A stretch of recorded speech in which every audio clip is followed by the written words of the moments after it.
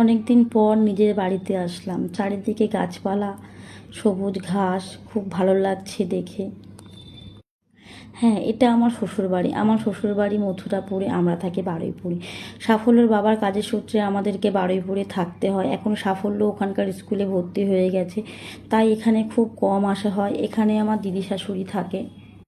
আমাদের বাড়িটা অনেকটা জায়গা নিয়ে, চারিদিকে অনেক গাছপালা লাগানো, ফলের গাছ মিনিমাম 20-25 রকমের ফলের গাছ লাগানো আছে। এগুলো সাফল্যর বাবা নিজের হাতে সব লাগিয়েছে। যখন সাফল্যর বাবা গোসাবায় কাজে যেত, গোসাবা থেকেও মথুরাপুর পর্যন্ত এই গাছপালাগুলো বয়ে বয়ে নিয়ে আসতো, এনেও যত্ন সহকারে বসেছিল। মিনিমাম 20-25 রকমের ফলের গাছ লাগিয়েছিল। ও গাছ, ফলের গাছ খুব ভালোবাসে, তাই জন্যে যেমন আম, জাম, কাঁঠাল, লিচু, আতা, বেদানা, সবেদা, সব কিছু মানে বিভিন্ন রকমের গাছপালা লাগিয়েছিল। এসে যখন দেখছি গাছপালাগুলো বড়ও হয়ে গেছে এবং গাছেতে ফল ভর্তি হয়ে গেছে।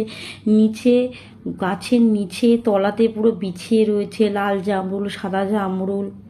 সেগুলো দেখে না খুব খারাপ লাগছে। দিদি শাশুড়ি একা থাকে, উনি খেতে পারে না, বয়স হয়ে গেছে, সব নিচে পড়ে থাকে। পাড়ার ছেলেমেয়েরা আসে, খায়। কত খাবে? একটা গাছে তো প্রচুর পরিমাণে 2-3 রকমের জামরুল গাছ রয়েছে, সাদা জামরুল, লাল জামরুল, সবুজ জামরুল। সাফল্যের বাবা ওই জামরুলগুলো পারছে, ওইটা বড় গাছগুলো লাগিয়েছে। আমরা এখানে থাকতে পারলাম না, সাফল্যের বাবার কাজের সূত্রে। ভাগ্যে যদি না থাকে তখন কিছু হয় না। আমার দেওর জামরুল, এই গাছটা পড়ে গেছিল মনে আছে, আনন্দ হচ্ছে। আমরা তো খেতেও পারি না। নিজের হাতে একটা পাড়া গাছ বসানো, একটা এটা আমাদের পুকুর, চারিদিকে ফুল। আমার পিসেশ্বরী ফুল তুলছে।